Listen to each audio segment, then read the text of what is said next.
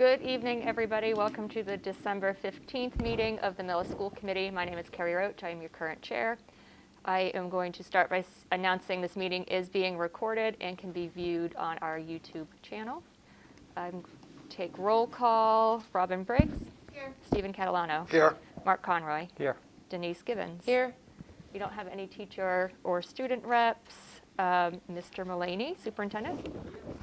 Great. I know we do have one person signed in for open session, so I'm going to invite Becca up to the front.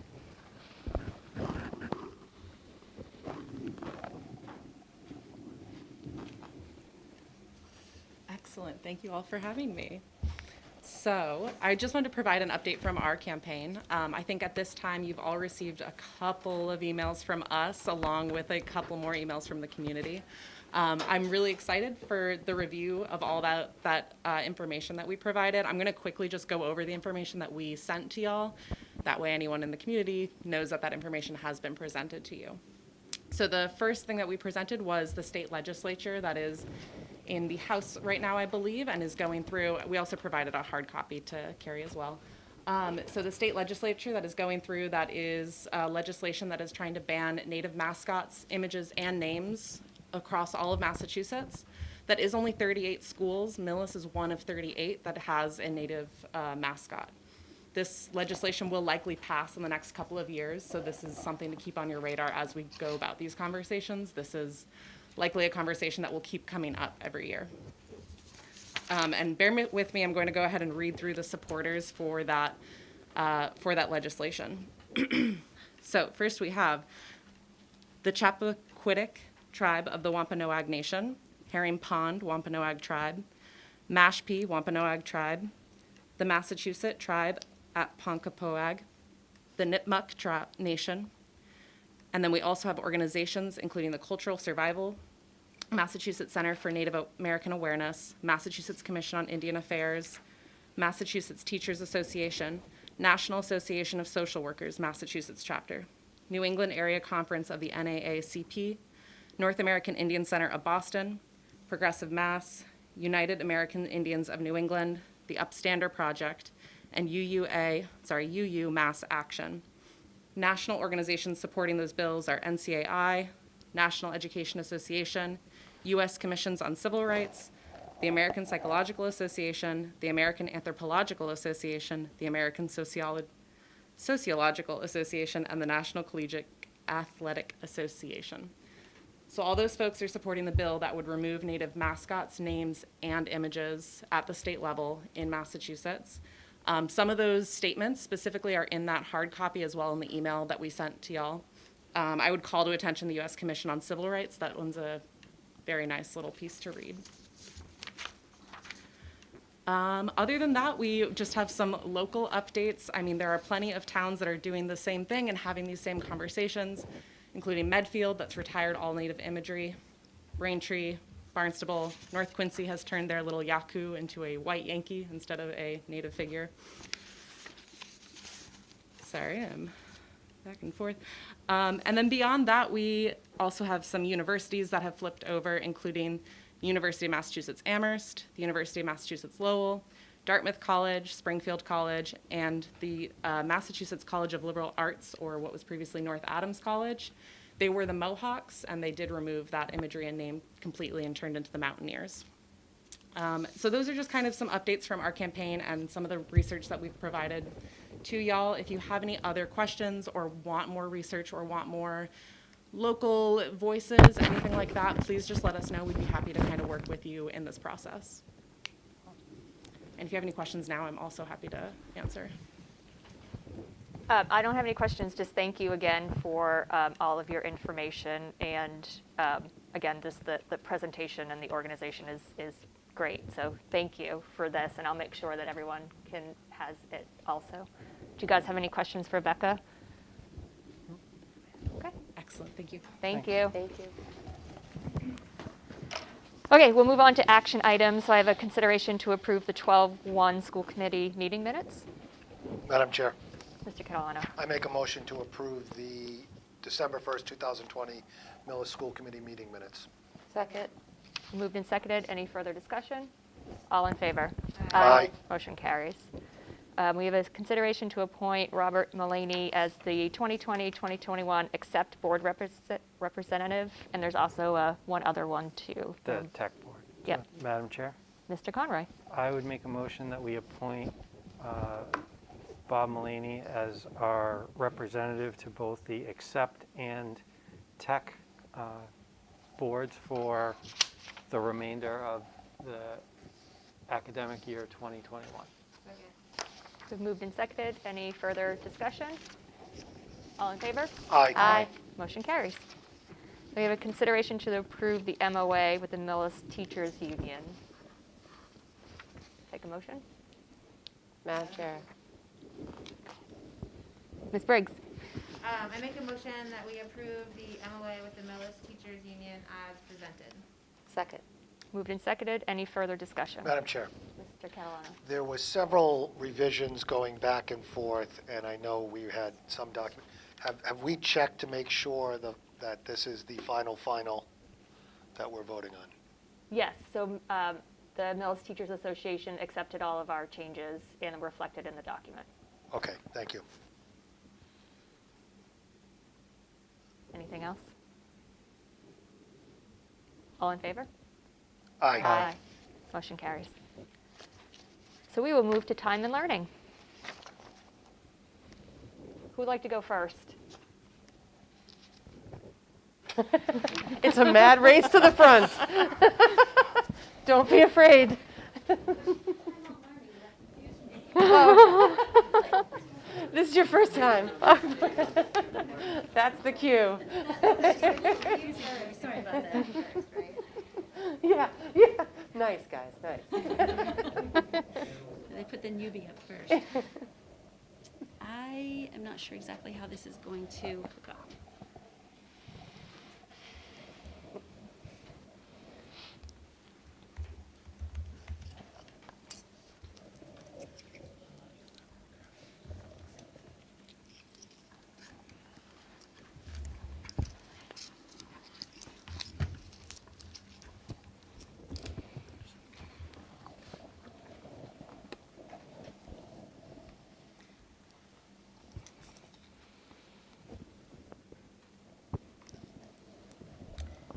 Can you excuse me? I left my notes. I brought the laptop. Yeah, and I go left my for it. notes. Just watch the cords. I apologize. It's okay. You guys hide those on her?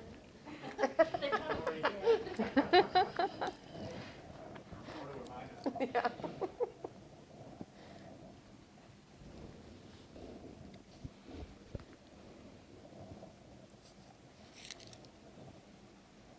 So I apologize about that.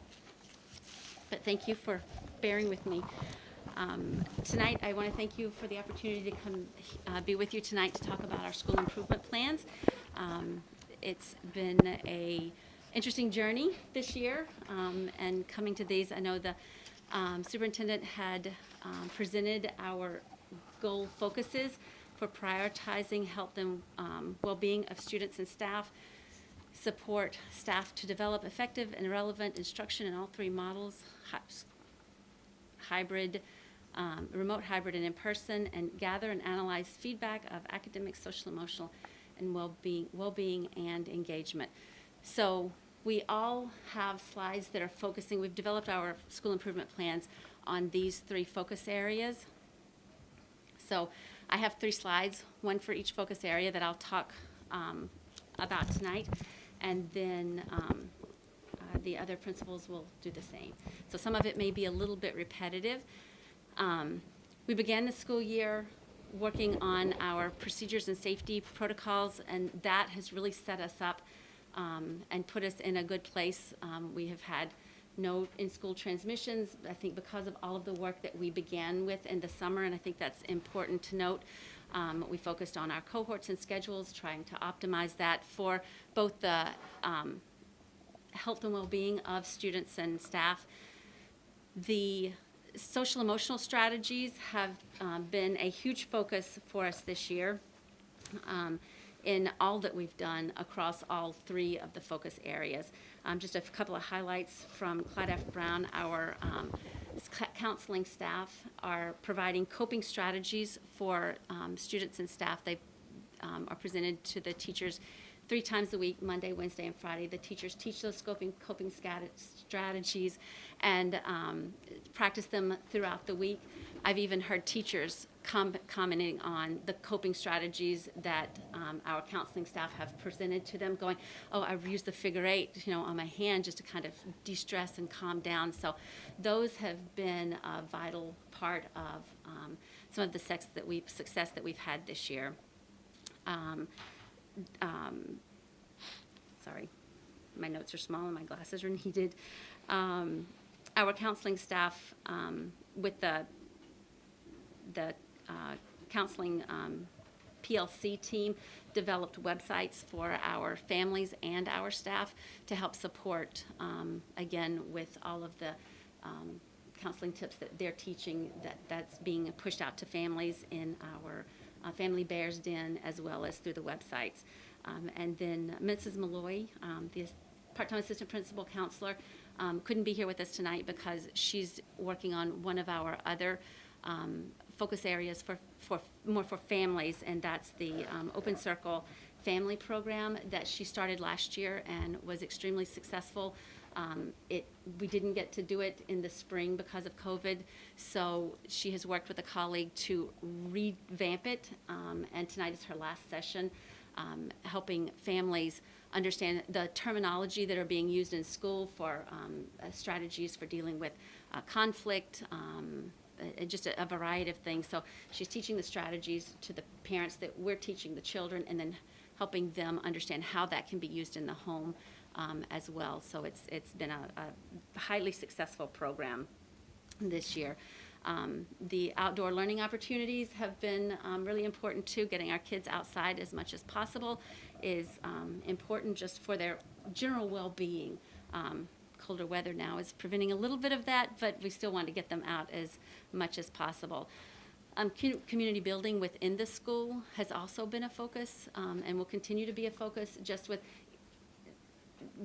opportunities for us to share and grow and learn more about one another, especially with myself being new. I want to learn about them. They want to learn about me. So we're trying to build in lots of opportunity to talk about. I have a little game that we do, who's who, in the some of my daily communications with staff. So they've presented me with a fact about themselves that no one else knew, and then we try to guess who that is, and kind of do some polling in our staff meetings and just kind of have fun with it, because people can feel very isolated right now with everybody in their own rooms and not getting to gather like we used to. So we're really focusing on trying to build that community for our staff and our students. Supporting the development of relevant instruction in all 3 models started again right at the beginning of the year, when we had that professional development time for staff to learn the new platforms that we would be using and that students would be using. That collaboration time where they could, they learned the materials, the new platforms. They planned and worked together to create videos and a whole host of things, has definitely had a positive impact on the success of our program. And I would say that it has been largely successful when we having to transition from one mode to the next, sometimes the night before. It's just been pretty seamless because of all the work that we did up front. The orientation part and training for families, I think, was also key in the success that we've had this year, giving teachers an opportunity to meet with the families individually, or in small groups, to talk about the technology that was going to be used and showing them how to use it as well. We prioritized our special needs and ELs, those students who needed more in-person learning, so we prioritized those students. And a couple of things that I'm focusing on that are a little bit different this year is ways that teachers can observe in a COVID setting best practices of one another. At our staff meeting yesterday, we used, teachers had to put slides on some of their most effective strategies that they're using in the classroom, and then we shared that out among the staff. So each staff member got to talk about some of the tools that they're using that they're finding great success with. And it was just a great celebration of all that is going so well in our school right now. And something that's also a little bit different is collaborating with colleagues in other districts. And I'm starting a pilot program with a few districts who have Spanish immersion programs, because we are such a small district and our Spanish immersion teachers are a very small portion of our small district. So giving them the opportunity to talk about the most effective and best strategies that are working in other districts, I think is going to really support our Spanish immersion program. So I'm hoping that that will be able to expand, but we're starting with the Spanish immersion program there.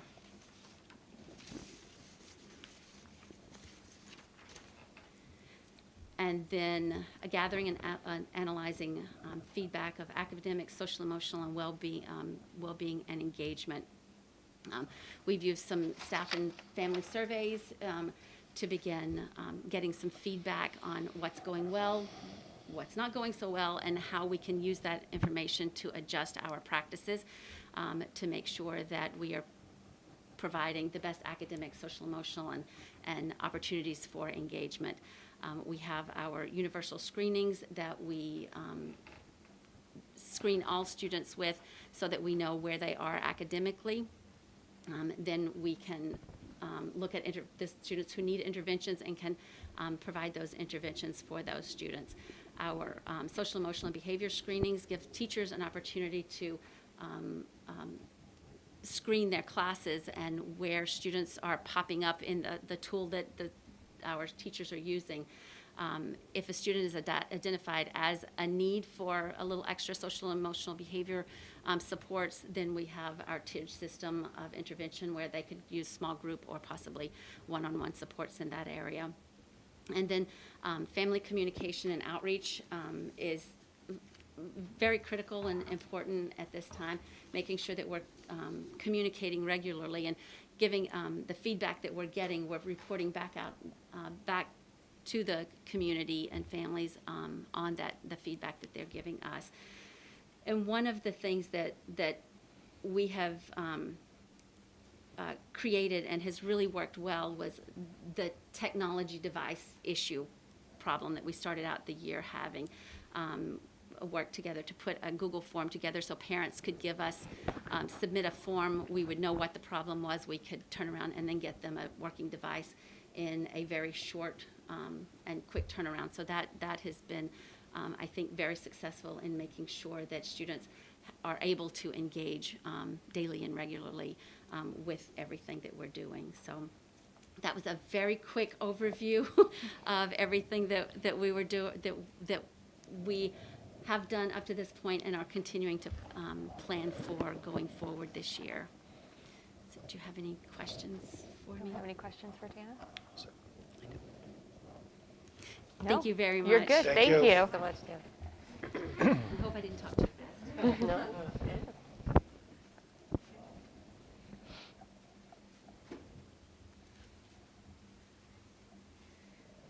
Good evening, everybody. Hello. Thank you for having us here, like Tana said. We did adapt the 3 main district goals and personalize them for our schools. And, you know, the health and well-being of our staff, that is our number 1 priority. That was our, main focus starting back in, well, I suppose we started in March, but when thinking about this school year, we started definitely in June.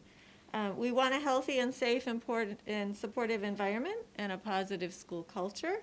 And so all the safety protocols and the measures we put in place in the building, health and well-being was the impetus behind changing our schedule and our routines, behind our cohorting and our class groupings and all of that. And I think one of the keys was flexibility for both staff and students, giving families the opportunity to choose between hybrid and remote learning and understanding that there are times when they may need to shift back and forth. Everyone has their own personal situations going on. Also some flexibility for staff in terms of working in environments and locations. In a nutshell, we really just tried to build community, like Tana was saying, as best we can through strengthening relationships, through recognizing the efforts of people, whether it's staff or students, with shout-outs. We try to build in opportunities for both, again, adults and children to check in with one another, to check in with me, to check in with their teachers, with their counselors, to conference and make sure that we really understand what's going on and can be as supportive as possible. And we're trying to find small reasons to celebrate, even the smallest things, to bring some joy back into what we do every day.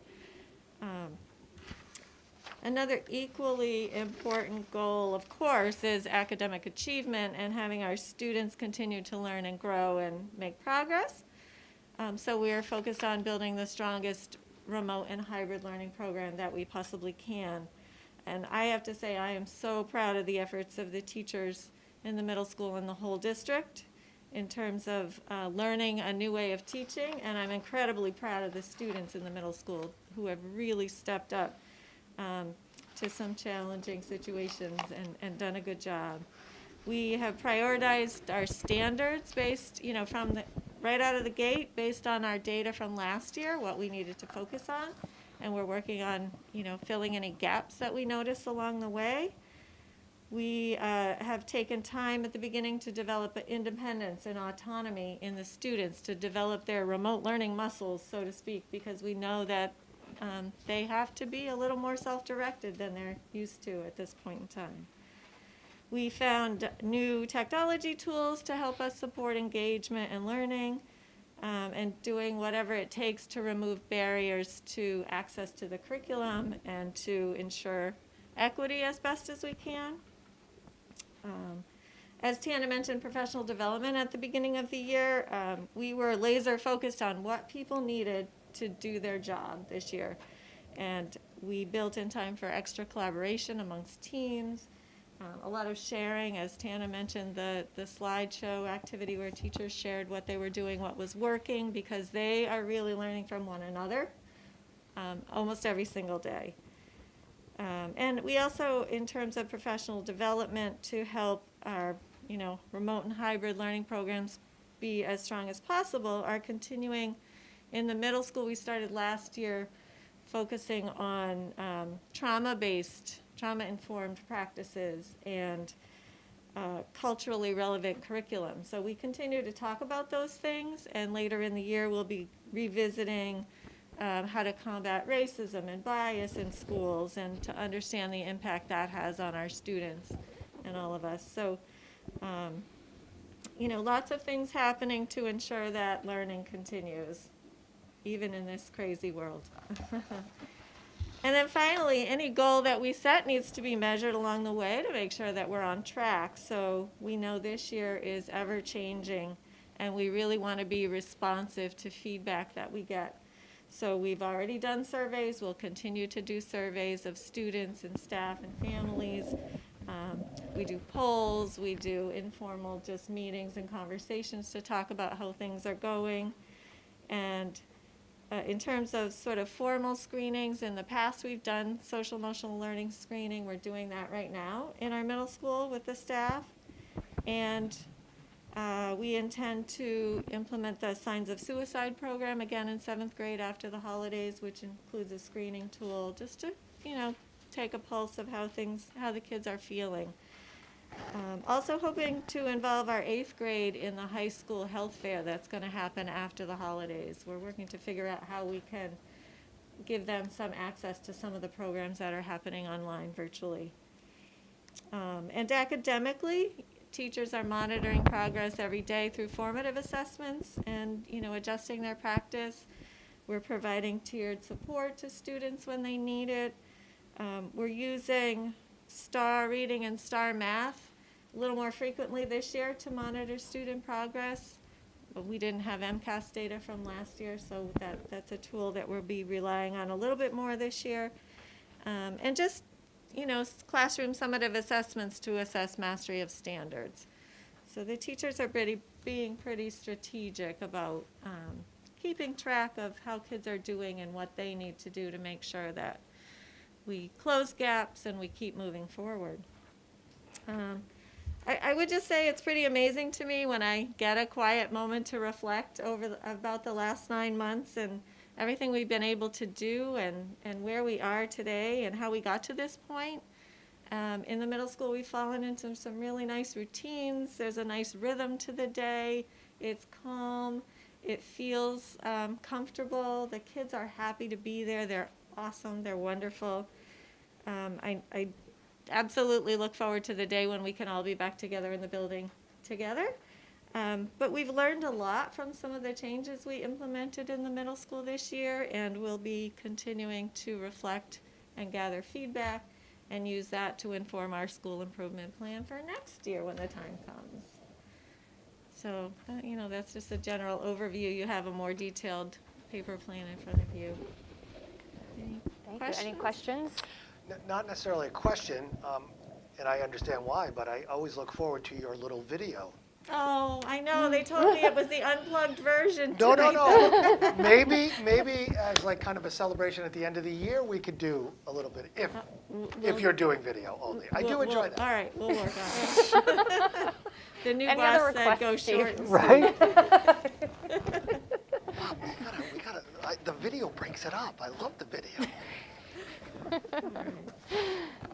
Anything else? Anything? That's why Mark's got to be doing the SAT presentation. That's the second favorite part of the presentation. is Second the favorite video. part. All right. Thank Thank you. Thank you, Maureen.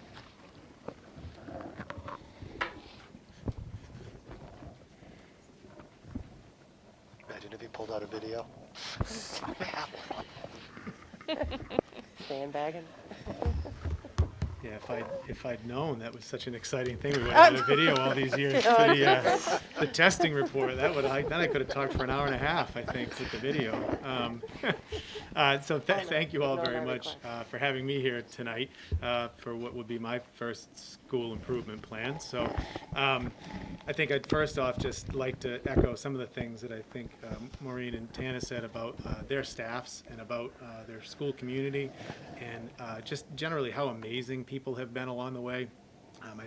I've spoken to a few parents this week over the phone about some different things, and one thing that I heard routinely from the people that I talked to was how amazed that they are by what the teachers are doing every day in their classrooms. And I think parents in some ways have had it's been a little bit easier for them to see that in the past because their kids are home a few days a week, and parents that are working from home, as they told me, get a chance to, view what their kids are doing on Zoom and what the teachers are presenting for lessons and the learning that's going on. And everything that I've heard in the last couple of weeks has just been amazement at what they've been able to do to maintain balance between the kids that are in the classroom and the kids that are at home and the learning that is going on. So I have to give a shout out to them and to our families for the support that they've given us along the way here too, because they've been pretty amazing in not only being vigilant with our safety protocols, taking advantage of using the app successfully every week, and also of just making sure that their kids are engaged with what we're doing here at the high school in these challenging times. Similar to what Tana and Maureen did, I'll just kind of briefly go over a few of the things and not harp on some of the stuff that I think you guys have probably talked about ad nauseum here in the past few months. Obviously, safety protocols, we've talked about that, and that was an incredibly important thing in being able to get this school year going. I think more what I'd talk about a little bit is some of the adjustment to practice that we've done along the way. I think we've learned a lot, as Maureen just said, between when we started this process and where we are right now. Some of the things that I think, we came to is when we switched from a remote schedule to a hybrid schedule. Bob was the principal at the time, not that long ago, and we shifted our schedule a little bit because teachers were saying the 4 periods that we were having a day weren't enough to be able to have them to see periods 6 and 7, which typically happen later in the school day. So we adjusted that schedule so that periods 6 and 7 would meet every day.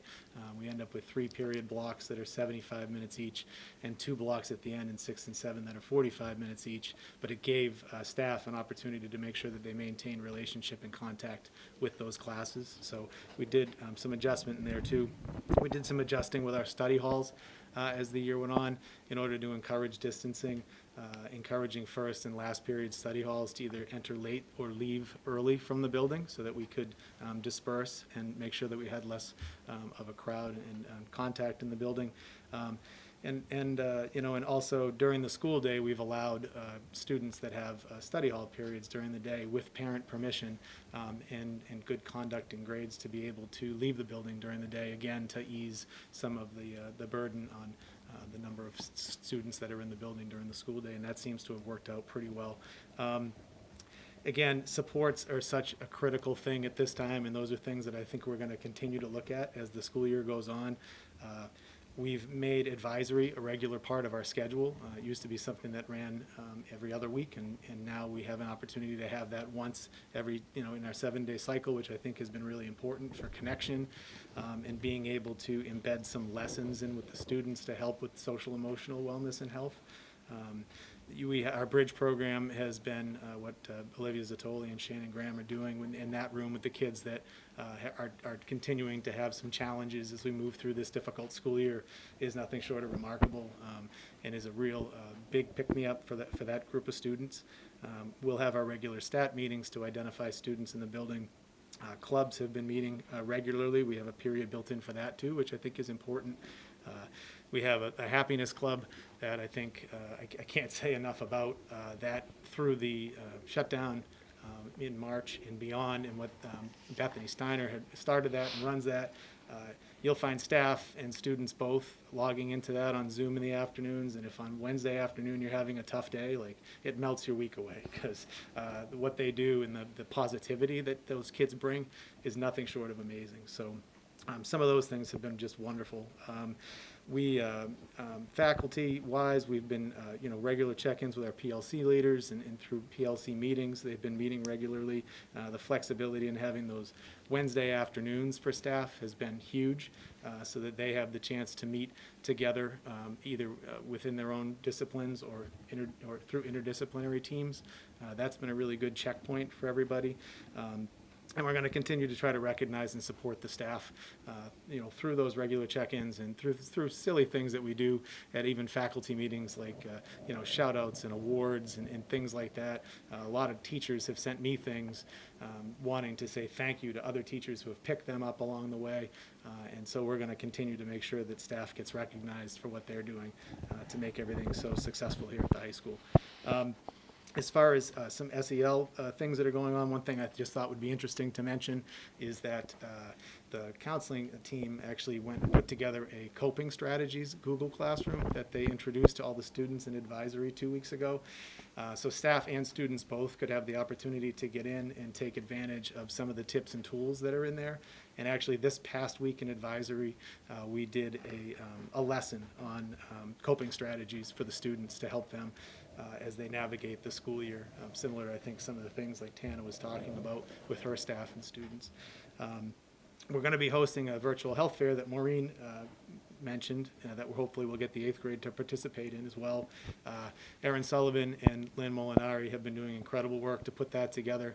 It's going to happen on January 6th, which is a remote day for our students, and that'll be an opportunity to hear not only for whole group speakers for our entire school, but also some breakout groups.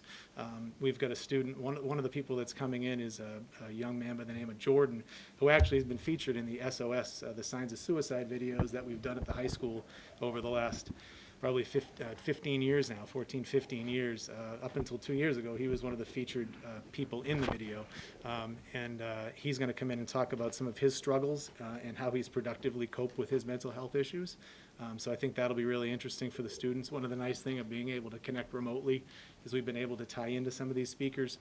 Chris Sullivan, who played for the Patriots for a time, is going to come in and talk about dealing with substance abuse issues and the dangers of substance abuse. And then there's breakout sessions on anything from boxing to mindfulness, art for stress relief, yoga, college safety, healthy sleep. And these will all be things the kids will be able to do in the comfort of their own home on Wednesdays that'll take us through an entire school day. So we're hoping that some of those methods and strategies will be helpful for the kids as well. awards and celebrations, those are things we're going to look to try to do continually as we go all year. I know we've had our traditional things, that we have around underclassmen awards and senior awards and graduation and things like that, but we still want to look for other ways to try to recognize our kids.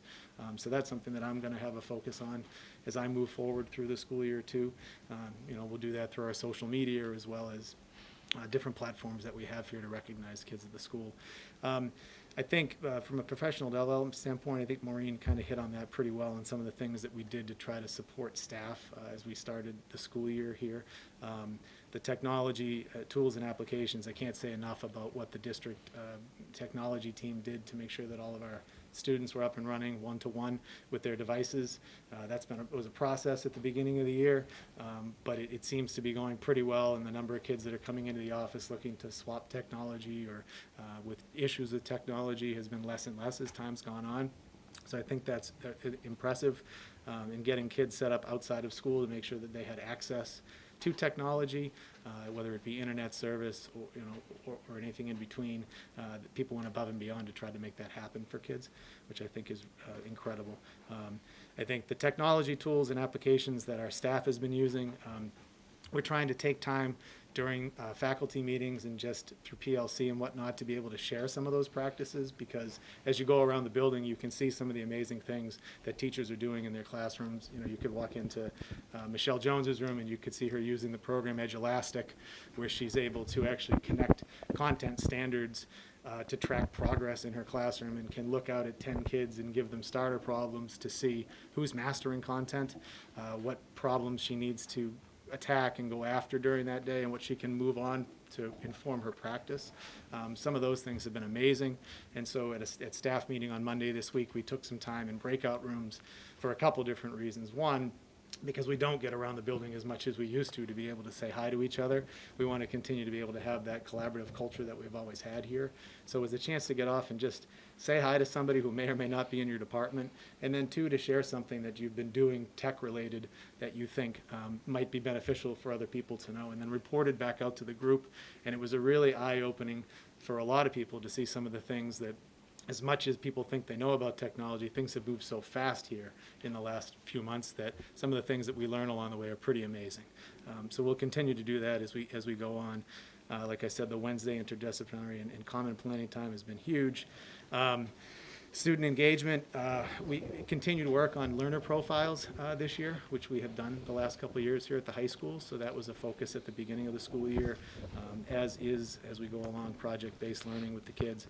We're still moving along with our STEAM and Global Scholars programs, and we'll be looking to try to get back. Unfortunately, our 21st Century Careers coordinator had to step down at the beginning of this year. So now that I'm going to try to find someone to fill that position and be able to get our students connected back into some real-world experiences, which I think now, probably more than ever, might be a little bit easier to do, since we can connect with everybody through Zoom and everything in between right now remotely. So I'm hoping that that will take off as we get going. Maureen talked about addressing issues of equity and anti-bias and anti-racism, and those are things that we're going to tackle as the year goes on. We have a professional development day coming up in January where we'll specifically talk about those things. They're things that I'm going to try to embed into the morning announcements. Bob had actually started earlier this year or last year, having in some historical facts and quotes as part of our announcements. I'm going to continue those and hope to embed some of those things along with the announcements, and also in things that we do here at the school, the clubs that we have, our student newspaper, and things like that. One thing that I do want to start this year, and Bob had kind of started the work on this, was in putting together our vision of a graduate. This year, what it is basically is when you think about what your highest hopes are for a graduate at Millis High School. 4 to 6 skills basically that you think that you call upon in your daily lives that we can embed in our classrooms and hope to prepare our kids for their adult lives. Almost if you were to look at a job description nowadays and look at some of the critical things that are in there that companies are looking for when they're hiring people, those are the things that we want our students to be able to do when they graduate. It could be anything from effective communicators to lifelong learners, collaborators, critical thinkers, things around that realm, and really 4 to 6 things that we can come up with as a school and community that we really want to see our kids leave Millis High School with. So we're going to take some time this year doing some surveying. We'll do some surveying of staff, of students, of the community, of alumni, and of people that are in the workplace to find out like what are the things that they're looking for. And then the hope is over the next couple of years we can really cull down that list to be able to identify the things that we think are incredibly important skills for our kids to leave the high school with, and then be able to come up with some common assessments around those, have students do some self-reflection around those every year, and embed them into each one of our classrooms. So that'll be a goal of mine as we move through this year. I'll be doing the surveying piece. And then I think as we move into the last slide here, some of the things that we talked about, the surveying of families, students, and staff, that's something that we're going to continue to do throughout the year. I know we're going to look to do another staff survey in the very near future. I want to continue to get feedback from families as we move through this. We had a school council meeting yesterday. That's a valuable conduit for me to be able to hear from people in the community as to what's going well and what we could use to work on. We'll have an SEL screening again this year. That's going to happen in January and March, so our staff will have a chance to do that so that we can identify some students that we think are in need of some tiered supports and interventions. So that will be coming up too. As I think I mentioned, we've embedded SEL lessons in our advisory. And then finally, for social emotional health, we're going to continue to do our Signs of Suicide program with the 9th graders and the 12th graders and do some assessment. Words are slipping my mind right now. It's been a busy couple of weeks. But we'll be doing some surveying of the students after that to identify students that might be in need or in crisis when applicable. And also we'll be looking towards potentially bringing in the Samaritans to work with our 11th graders to provide similar type content, because I think is one thing we've identified, and you can see through all of our goals this year, is that the social, emotional health and well-being of our staff and our students is paramount to success, in addition to making sure that we are keeping up with them academically and helping them to be able to master their skills and abilities in the classroom. So those, I think, are the major things. That is a lot shorter, I hope, than what I typically give in my presentation about school testing data. But I'm certainly happy to answer any questions that you might have for me. Any questions? Okay, thank you. All right, thank you very much.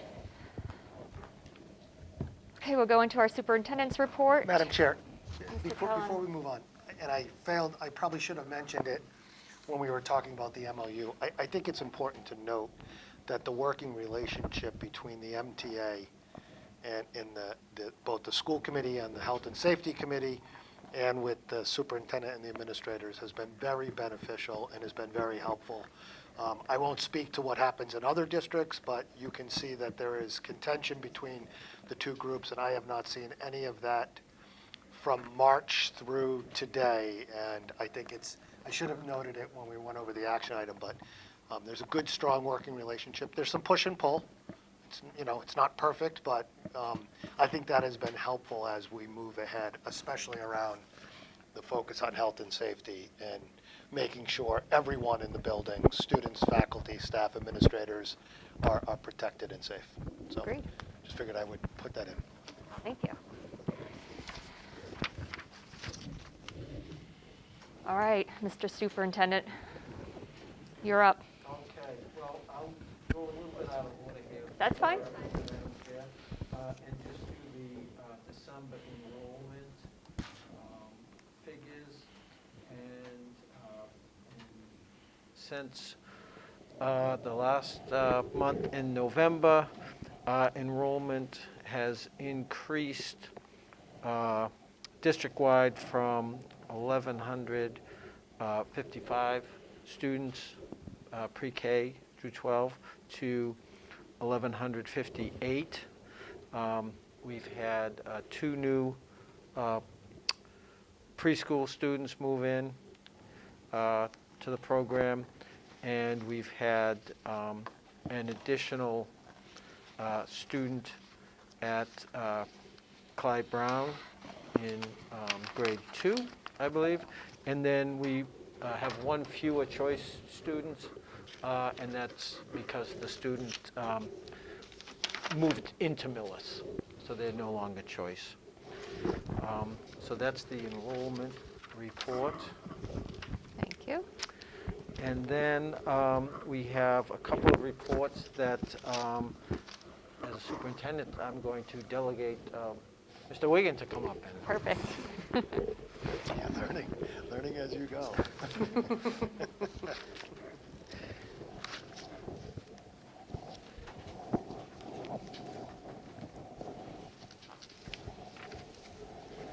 You guys would miss me if I didn't come up here.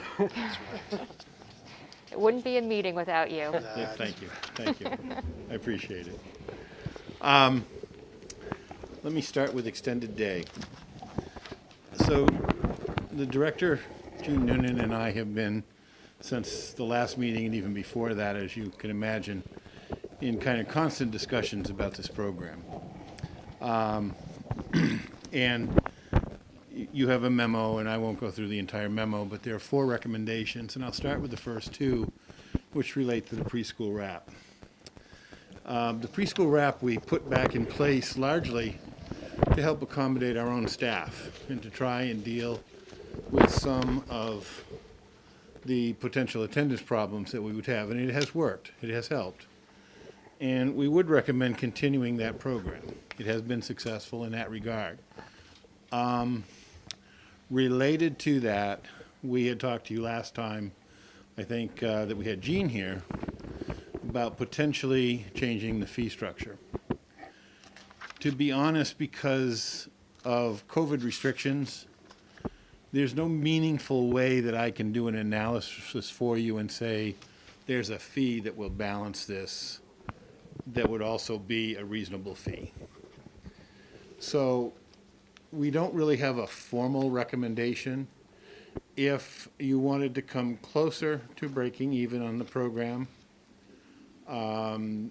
there's a suggestion of going to $7 an hour, which is well within the current marketplace for other preschool programs in the area, and preschool wrap programs in the area done by public schools.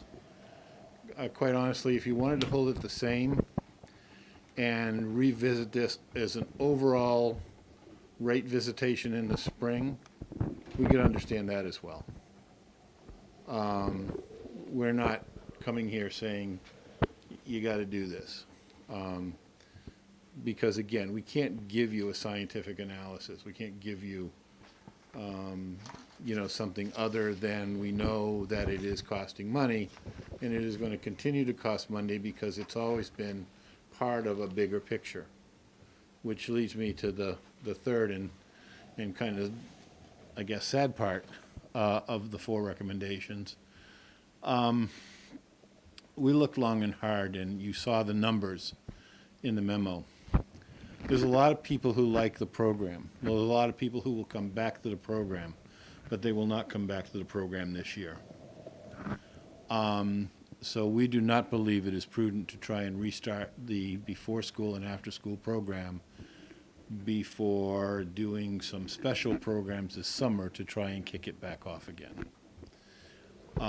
So we are not recommending starting in January. We are recommending that hopefully with the vaccines, with hopefully the pandemic, hopefully getting mitigated to some degree, that this summer we can have a couple of summer programs like we have done in the past. Those will sort of be our restart, and then next fall we can have all 3 programs. We can have the before school, the after school, and the preschool wrap as to some degree as it has been done before. So that's our recommendation there. The 4th piece is a little bit more problematic, and I will say I'm not going to go into great detail here because you may or may not want to discuss it in executive session. But we do have somebody who obviously right now is employed by a grant.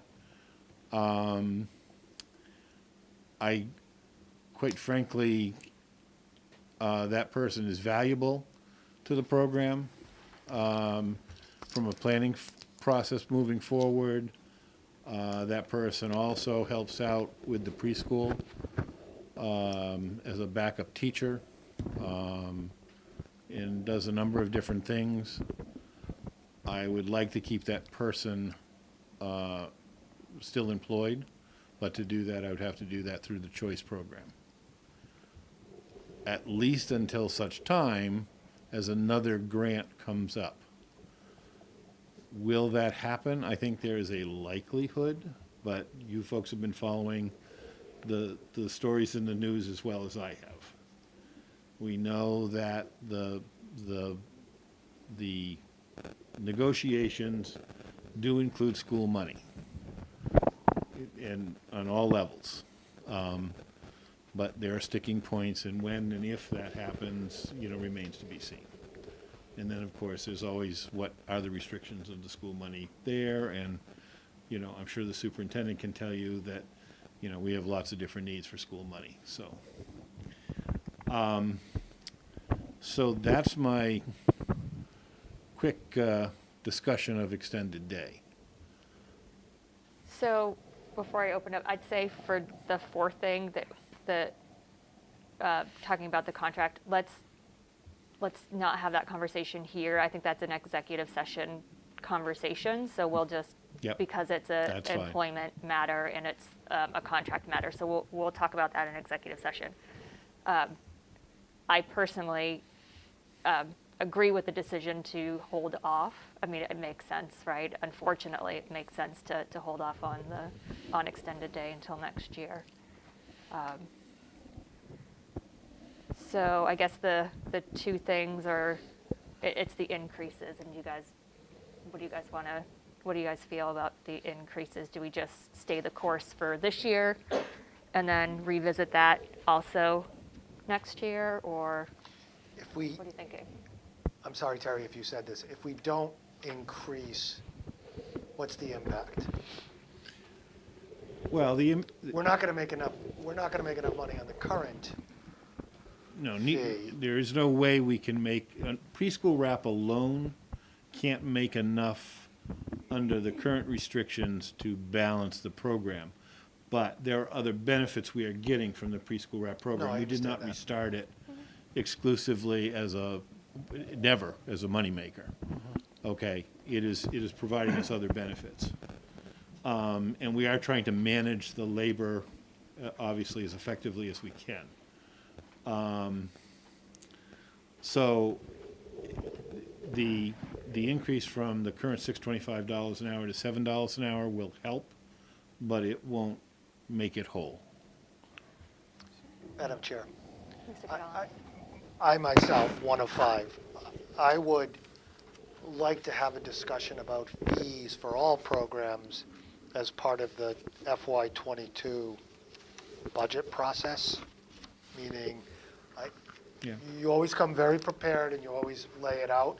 I think we need to have a total conversation once we have a better idea about state funding, any potential grant funding, especially where it would help a little, but it's not getting us over the edge, nor is it's not overly burdensome, but I'd rather have a bigger conversation when we're in the budget process, looking at everything, especially looking at the choice, what we think choice will look like. We've been creeping towards the very problematic place in choice, and I just don't know with everything that's been in flux since this year where we're at in choice. So that's my opinion on the fee increase. It's not going to put us over the edge. I think we should just wait and do it as part of the budget process. Mr. Conroy? Yeah, I truly probably could go either way on that. But I think doing it as a larger context makes sense. Well, the one question I did have on that though is, with this program, the RAP program, we know it's not going to make money and it has other benefits, so that's fine. Like, we need to do it. Do you know off the top, and if you don't, that's fine, off the top of your head, what the shortfall is and where we would ultimately have to cover that from? To me, I'm just wondering, if the source of covering that shortfall is also going to have to be choice, it's just something that I think we should factor into our fiscal '21 outlook. So, right now, I would say that the shortfall I would estimate is going to be somewhere in, I think my last estimate was somewhere between the $16,000 and $20,000 range. I do not anticipate it coming out of choice. I do not anticipate any of our shortfalls coming out of choice right now. I always try to protect choice any way I can. So that much I can say with some certainty.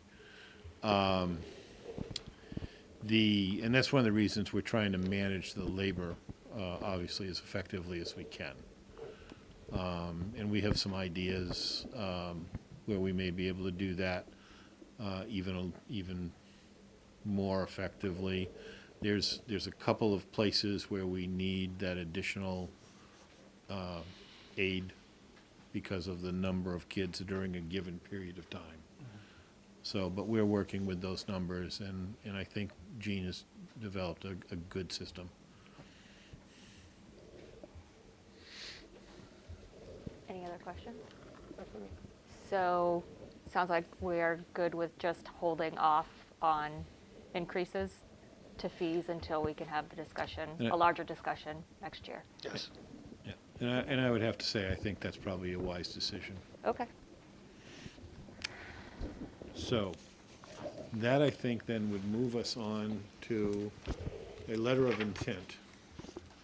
And you have a memo in your packet and a whole bunch of other documents. But really, the focus right now is on the letter of intent. And this has been going on for months. And then finally, a whole bunch of stuff happened this past week.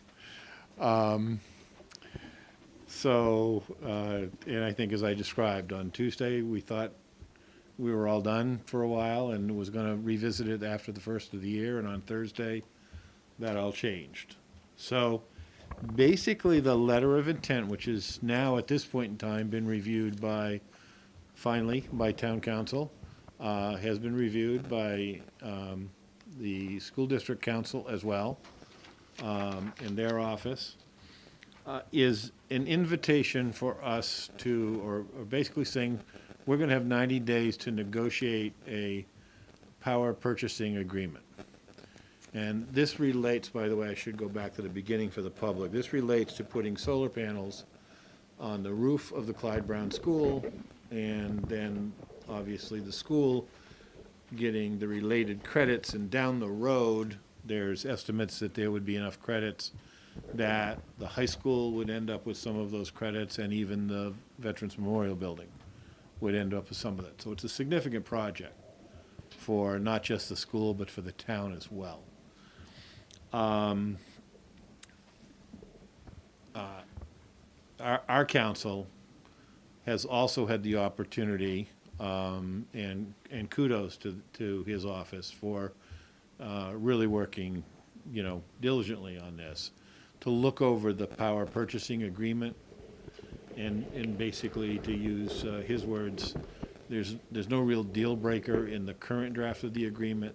They have suggested a couple of changes that would be district friendly, so they're a place where I can begin negotiations, and I say that because typically this is the type of thing that I would probably start with and then bring back to you, obviously, at the point where we think we are at a point for you to consider formally joining in this agreement. Nothing happens unless you agree. The letter of intent is simply saying, we're going to negotiate, and the timing is such, and the reason that the timing is today is because there are certain federal credits that expire today. And the rate of reimbursement would go down. So that's why the timing is so critical for this particular meeting, and why it's being pushed, and it all of a sudden got a great deal of speed this past week. Again, if we've gotten assurances that from both our town attorneys, our attorneys, the vendor, Bob Weiss, the energy manager for the town, that if we enter into the negotiations and something looks funny, we just back out, not a problem. The vendor has said the equipment that they order as part of this project, they're sticking in a warehouse. If we don't end up using it, they will use it on another project. There's absolutely no cost to the district, there's no obligation to the district, but if indeed we do reach an agreement, then that's all there, and we get the maximum credits that are available right now. So that's the situation with the letter of intent. And again, I made the recommendation for myself to sign it, because I'll probably be the person that will do the initial negotiations. And I think probably sometime this week, we'll have the superintendent also designated as a purchasing official for the school district. It's just one of those things that we're catching up with. So, won't take us long. Madam Chair. Mr. Wigan, what you you didn't know because you weren't here. The last solar project we had, Mr. Conroy, if I'm not mistaken, we had significant issues with town council around that issue as well. I think, as much as I understand your rationale to go to town council, my preference would be go to school council first, ask them what their thought is, and whether we should go to town council, because if I'm not mistaken, the last time we did a solar project, we had significant hurdles with our town council. We're not their priority. Our school council, we are their priority. So I can understand why you did that. You didn't have that past history, but. No, and lesson learned, and I think that's where we are at this point in time. We basically have said, we're kind of said town council's had its chance. And now our council has it, and our council is reviewing it, and our council will continue to be the legal authority that will review any documents. And our council's good at letting you know if they think Right. outside counsel or additional counsel is necessary, but I think the default position would be go to them first. And ask them, That's fine. because they're very upfront about what their thought process are. And you just didn't have that, because this was No, 8 years ago, maybe? I think it was 8 years ago. Maybe not that long, but yeah, it was a while ago. I think longer. I think it was May. I think it was longer. Yeah, and the thought process, you're right, I didn't have that knowledge, and my thought process was also they had recently done the library, so they just. It's a very solid thought process. It just Yeah. hasn't worked out in the past. It just hadn't worked out. So, and basically, the three things that remain in the negotiations are obviously the main part of the power purchasing agreement, the lease, which is an addendum to that agreement, and then there is the negotiation over what the tax rate or the taxable property will be, and frankly, I think I've already worked that out. So, again, I've done this before, but I haven't done it in this state. I've done it in other states without regulators, so, but the federal laws are basically the same. So, but fortunately, this is not, it's my first rodeo in Massachusetts, but it's not my first rodeo. I guess I'll put it that way. So Terry, what do you need from us? Do we need to I just vote on need you the to letter? authorize me There's a to motion, sign yeah. the letter of intent, Okay. and, Madam Chair. Oh, and sorry, then Terry. we're all set. Ms. Gibbons? I make a motion to authorize the business manager to negotiate with Select, to act as the negotiator for the Clyde Brown Elementary School solar energy project with Select. Oh, sorry. Oh, sorry. I read the bond below. Sorry. Okay. Can I redo that one? Yes. You can take Terry's wording, it's right above it. So, Madam Chair, I move that the Millis School Committee authorize the business manager to sign a letter of intent between the Millis School Committee and Select Energy Department LLC for the purposes of negotiating a purchasing power agreement for solar energy related to the Clyde Brown Elementary School. Second. Moved and seconded. Any further discussion? All in favor? Aye. Motion carries. Thank you. Thank Thank you. you, Terry. Thanks, Terry. All right. Bob, did you have anything else? You good? I'm good, yeah. Okay. Just on a schedule note, we sent something out to families last night that the week before December break, we're going to have cohort A students attend in person on Monday, and cohort B students attend in person on Tuesday. For all schools? For all schools, yes. And the attestation app, the cohort B families will be able to, or will be required to fill that out on Monday night, December 21st, for school, December 22nd. Okay. So I'll move into the chairman's report. So I do have an update on our mascot discussion. So again, for the Native American imagery, nothing's changed. So the school committee reiterates and again announces that going forward, no Native American imagery will be used throughout the district.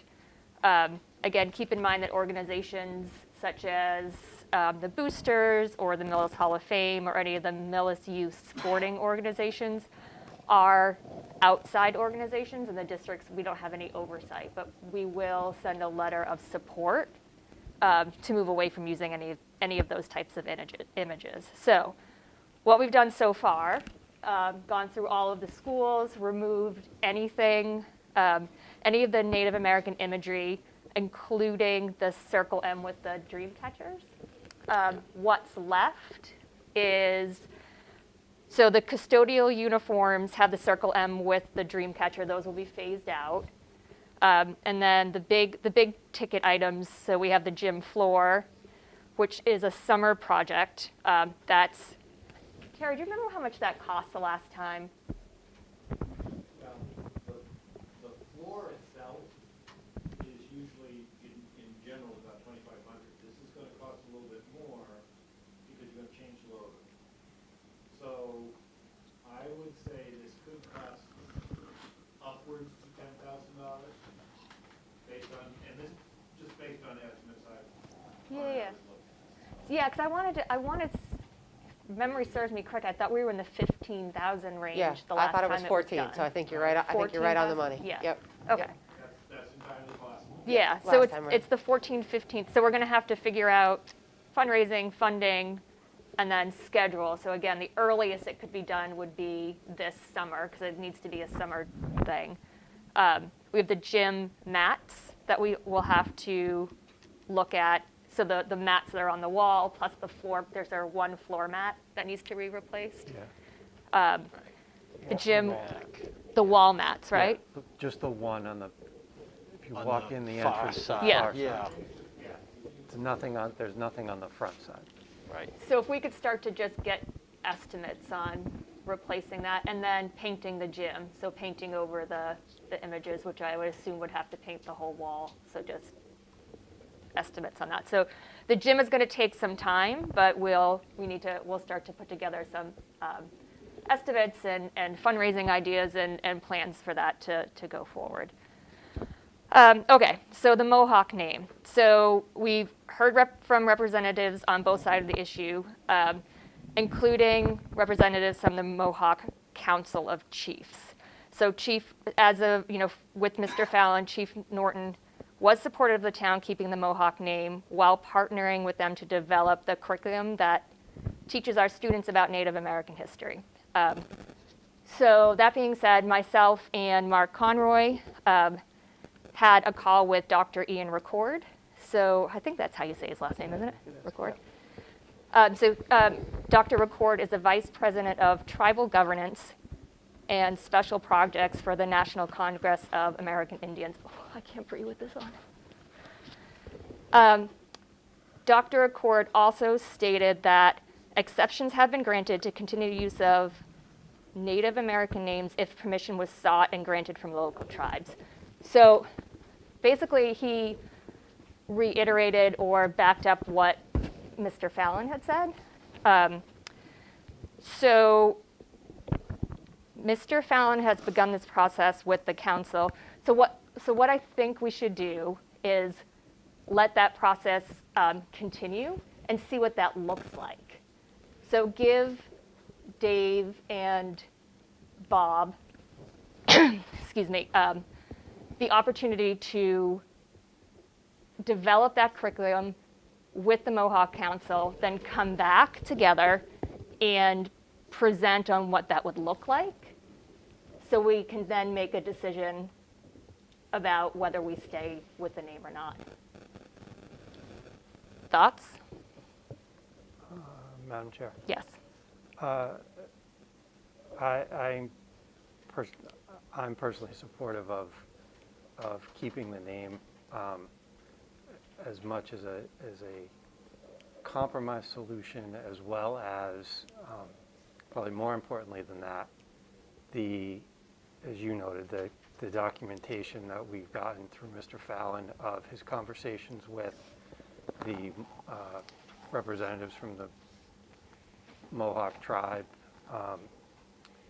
in upstate New York and Canada, as well as you mentioned when we spoke with Dr. Record, he also noted that oftentimes this is a process, and that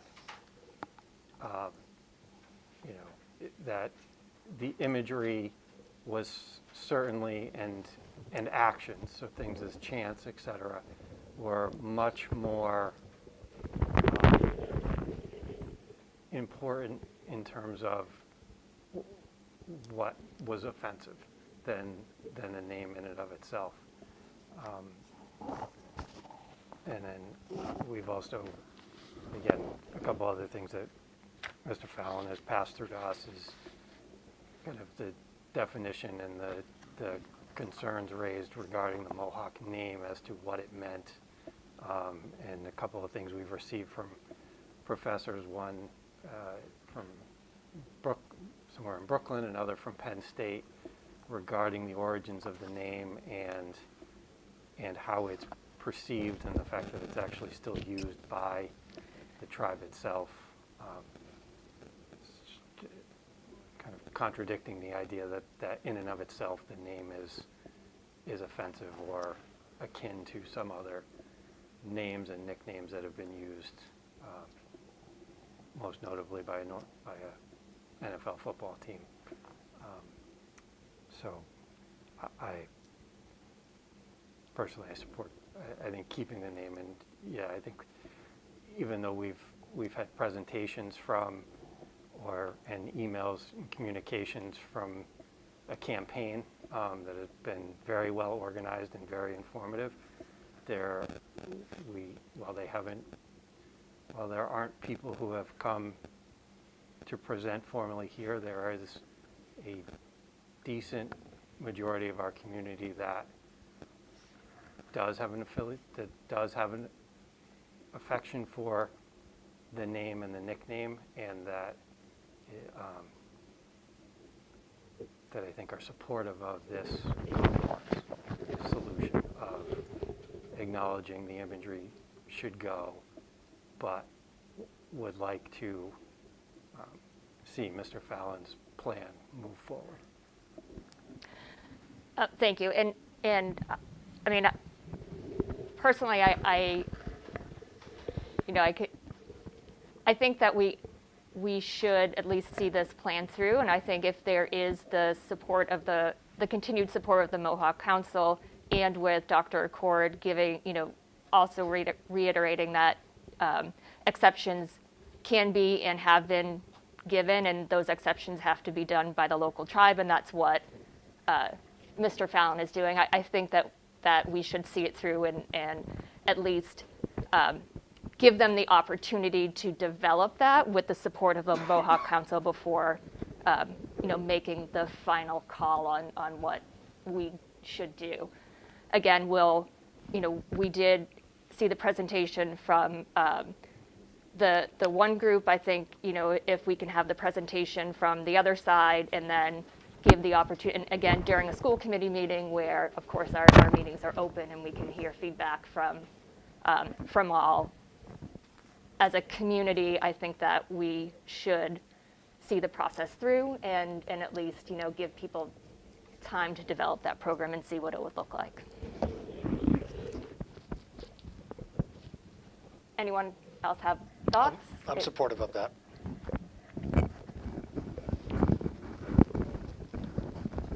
Okay. Yes? So I am 100% on board with Mr. Fallon's curriculum and learning about the Mohawk Nation. I just don't necessarily see the need to keep the Mohawk name. We can still learn about it and not necessarily have to have the Mohawk as our mascot to learn about this information. I'm not saying that it necessarily has to, like, I personally don't think that the name needs to stay and we can still do this learning, and Mr. Fallon should still do this amazing work that he's been doing and still incorporate this into our curriculum. But I don't think that the name Mohawk needs to stay with Millis. I think that the state legislator's coming down anyway in the future, and we're gonna have to potentially change it anyway. So we're gonna have to revisit this in Sure. the future at some point too, if that's what the state tells us. No, I understand. I also think, going back to what Mark said, that, change sometimes takes time. And I think that we've taken some really good first steps here. And I think as a community, we've taken some really good steps. And the district has been phasing things out for quite some time, just, without a lot of, attention to it. It's just been the normal course. I'm just going to go back to where we have support from both the Mohawk Council and Dr. Accord also giving, opening up that avenue of having some support on his side too, that again, this is a good step for us as a community, and it doesn't mean that a year from now or 6 months from now that we aren't making the next step, but I like this first step, and I think it's a positive thing for the school and the district.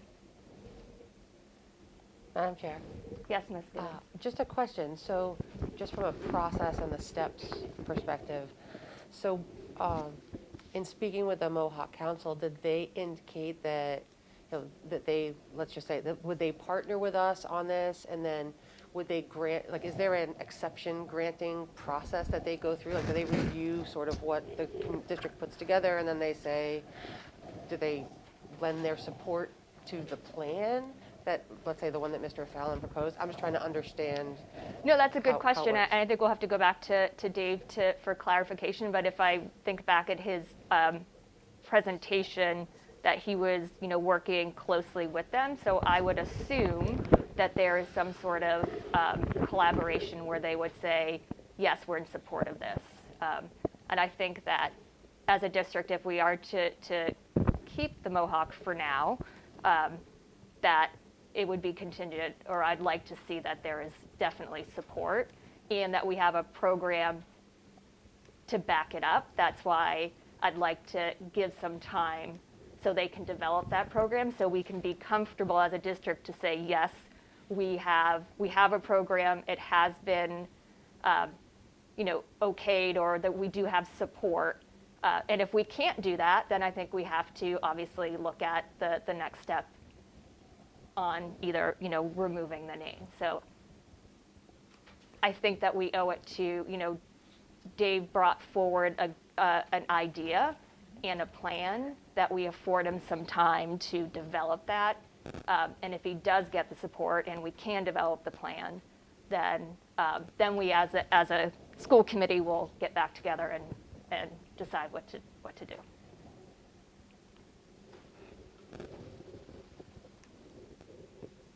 Okay. Anything else? Any old business or new business? I was handed a correspondence from the Board of Selectmen. It's just a thank you letter to the school committee and the school for helping with our first ever outdoor town hall meeting on the weekends. So thank you for your thank you letter. We appreciate it. Any subcommittee reports? No? Okay. Then we do have an executive session, so I'll take a motion to adjourn to executive session. Madam Chair? Mr. Conroy. I would make a motion that we adjourn to executive session for the purpose of contract negotiations for union and non-union personnel, not to return to open session. Second. Been moved and seconded. This requires a roll call vote, so Robin? Yes. Mark? Yes. I'm a yes. Yes. Denise? Yes. Okay, we are adjourned.